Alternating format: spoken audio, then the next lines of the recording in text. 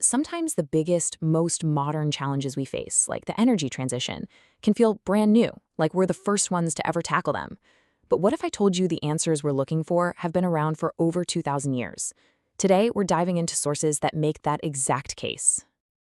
All right, so let's just jump right in with a question that I admit sounds a little wild at first. What would the great thinkers of ancient Greece actually think about something like an electric car?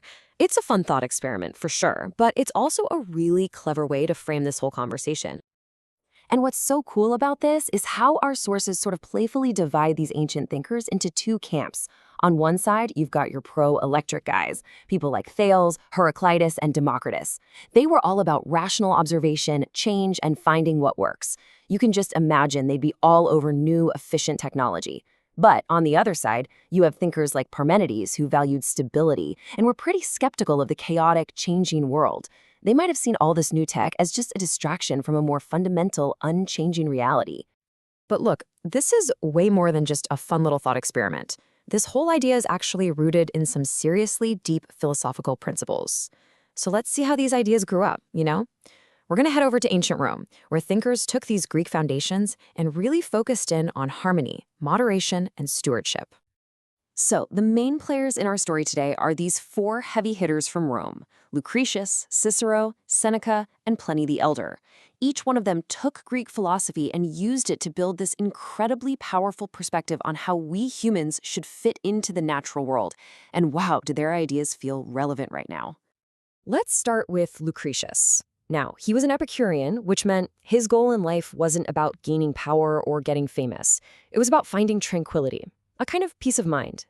He argued that true happiness doesn't come from chasing more and more stuff, but from living a simple life, guided by reason and just being content with what nature gives us. And this quote just nails it, right? Lucretius says that a life of reason leads to great riches. But he's not talking about money. He's talking about the richness of being at peace, of being content.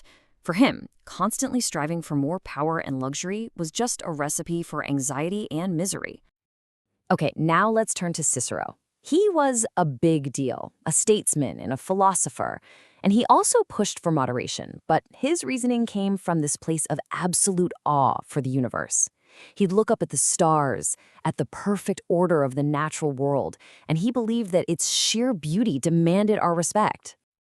And you can really hear that sense of wonder in his writing. He's basically saying, look around. The order of it all, the seasons, the stars, it's so perfect, there has to be some higher intelligence behind it. So for him, messing with that natural order wasn't just wasteful, it was like an insult to the cosmos itself. Then you've got Seneca the Younger, and he brings a much tougher, almost angrier perspective to the table. As a Stoic, he was really bothered by how our own misguided desires lead us to do destructive things. He saw our obsession with consumption not just as a moral weakness, but as the direct cause of real, physical, environmental damage, like chopping down entire forests for no good reason. I mean, listen to this. This is a warning from almost 2,000 years ago. He's talking about how we assault nature's beauty and leave a desolate wasteland behind. He saw crystal clear humanity's potential for destruction, and he was not afraid to call it out. And that brings us to our last thinker, Pliny the Elder. He was a naturalist, and he gives us an idea that is so incredibly modern, it's kind of staggering. He championed responsible stewardship. He introduced this idea that we have a duty not just to the planet today, but to every single generation that's going to come after us. Seriously, just let that sink in. A sacred trust. That is the absolute core of what we now call intergenerational equity. The idea that we don't own this planet, we're just its temporary guardians. Pliny was arguing that we have a moral duty to hand it off in even better shape than we got it. So the big takeaway here? These ideas aren't new at all. Okay, so you've got all this ancient environmental wisdom, but how does it connect to the word energy itself? Well, the bridge comes to us from another Greek philosopher, Aristotle, and it all boils down to one incredibly powerful word. The word is energia. And yeah, you can hear our modern word energy right in there.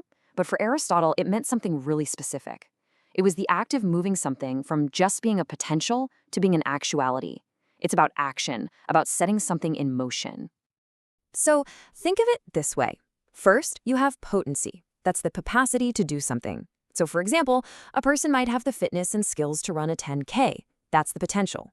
Then you have the act, the energia. That's the moment the person is actually running the race. The potential has been brought into reality. And this is the perfect bridge to our energy transition today.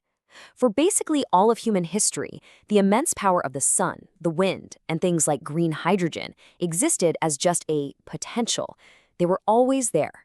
The energy transition is our modern energia. It is the act of turning that massive potential into a new sustainable reality. We are setting that potential in motion. All right, so now that we have this deeper understanding of moderation, stewardship, and even the very idea of energia, let's circle all the way back to that first question and see what these philosophers might really think about our modern choices. This table just lays it all out so perfectly. You've got Democritus, who was all about the physical world. He'd probably love the efficiency and hard data of new tech. Then there's Epicurus, who was chasing tranquility. He'd be all for any technology that makes our cities quieter and less stressful. Plato? He was obsessed with the ideal, well-ordered city, so he'd probably be less excited about individual cars and more into big, planned systems like electric public transit. And then there's Aristotle, always seeking that golden mean. He wouldn't just jump on a bandwagon. He would demand to see all the data on batteries, on mining, on the whole life cycle, and only then would he support the solution that's truly best for the good of the community. So when you put it all together, what does all this ancient wisdom really give us? I mean, it's more than just a cool history lesson, right? It's a genuine timeless guide with some really clear lessons for the mess we're in right now. It really boils down to these 4 big ideas. 1, live by reason, not just by impulse. That's Aristotle's whole thing. 2, practice moderation and step away from this endless cycle of consumption, just like Lucretius and Seneca urged. 3, recognize that nature has value in and of itself, as Cicero saw so clearly. And 4, maybe the most important, act like the responsible stewards we're supposed to be, honoring that sacred trust Pliny the Elder talked about.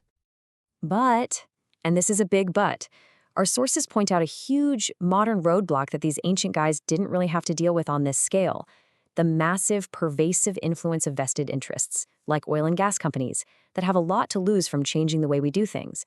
And that makes putting this ancient wisdom into practice a whole lot more complicated. So at the end of the day, the philosophy couldn't be clearer. The roadmap, the guidance on moderation, reason, and responsibility, it's been here for millennia. It offers us a really powerful way to think about the energy transition and build a better world. The only question left is the one we have to answer for ourselves. Are we actually going to use it?